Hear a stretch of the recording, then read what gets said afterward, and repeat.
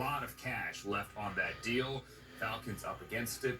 Leo Jones might be out there if you're interested. Thank you, Ian Rappaport.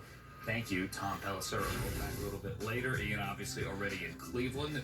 Right ahead of the draft, the Cowboys have an announcement. Sean Lee is going to call it quits after 11 seasons. The linebacker's been banged up the last couple of years. He did play 9 games, however, last year, 2 of which were starts. Sean Lee, former Pro Bowl linebacker, calling it quits after 11 seasons. All right, I mentioned Ian is in Cleveland on the beautiful shores of Lake Erie as we get ready for the draft on Thursday, 8 p.m. Eastern Time. Aditi Kinkhabwala has also made the drive to Cleveland, and she is with us live now on the lakefront to set the scene. Hi there, Aditi.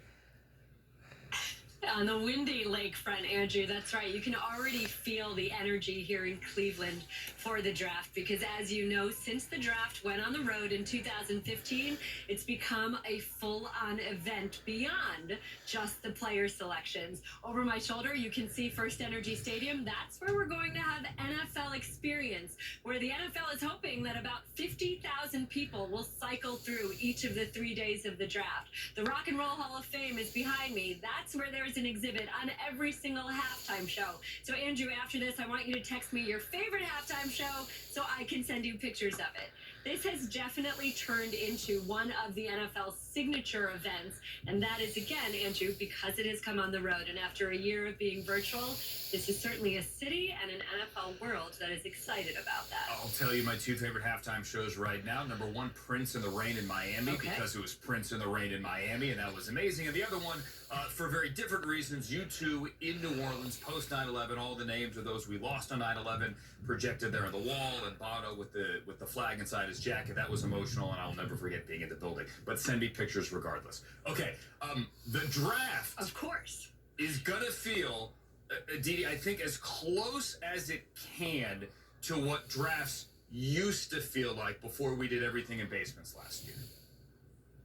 You're right, Andrew. It's going to be a little bit of both. So what is like the old days? Roger Goodell will indeed be here. There is indeed a draft stage, and there will indeed be prospects here, 13 with their families. There's a theater where about 600 people will be, the prospects, their families, people that are close to them, and then behind them, another 4,500 fully vaccinated fans will fill in that area. There is indeed an NFL experience, as I just talked about, and there will be fans coming through there. There will be a taste of Cleveland within the NFL experience, where 11 restaurants here will have booths. There's the youth football things. There's all of the excitement that's generated around the draft. What's different, or what is like last year, is that there will also be some virtual elements. Several teams are not sending representatives here to Cleveland. Some 40-odd prospects will have cameras in their homes, so we'll be checking in with them via camera again. They won't be here.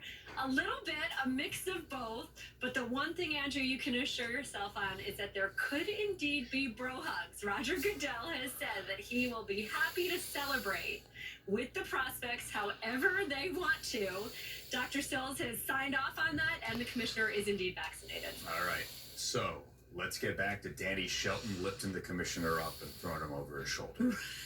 That was awesome. 2015, I think. Aditi Kinkhabwala live there in windy Cleveland. Thank you, Aditi. He's the best player in the draft. He can do everything. Big time premier talent.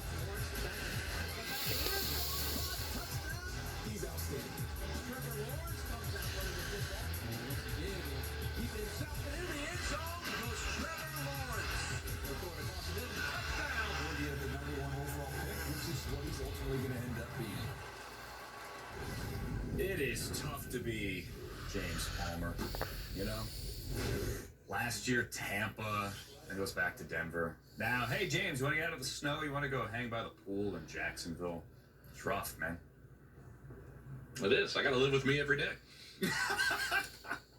Jaguars are officially on the clock, but they have been for months. So it's Trevor Lawrence, right?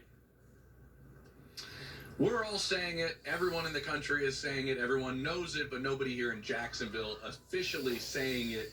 Andrew, and a meeting late last week with general manager Trent Baalke, owner Shad Khan, and head coach Urban Meyer went down, and they are all on the same page with who they want to go with the number one pick. The problem is none of them are going to say anything until the draft rolls around. Now, they've done a deep dive on Trevor Lawrence. Urban Meyer has talked at length about how creative they have been in this process, not just with Lawrence, but with all of the draft picks that are out there, and making sure they know every possible thing about them. And Shad Khan has been a part of this as well. He's been on some of the Zoom calls with Trevor Lawrence and speaking to him personally, and that is the pick that obviously everyone believes is happening at number one, and they are doing their best, Andrew, to set him up to succeed with the moves they've made this offseason, what they've done in free agency, what they've done with their coaching staff, and also what they're going to do in welcoming him, as there is a stage behind me already on the field. There are lined out squares across the field for social distancing for some 7,000 fans that should be here for Thursday night, and mostly because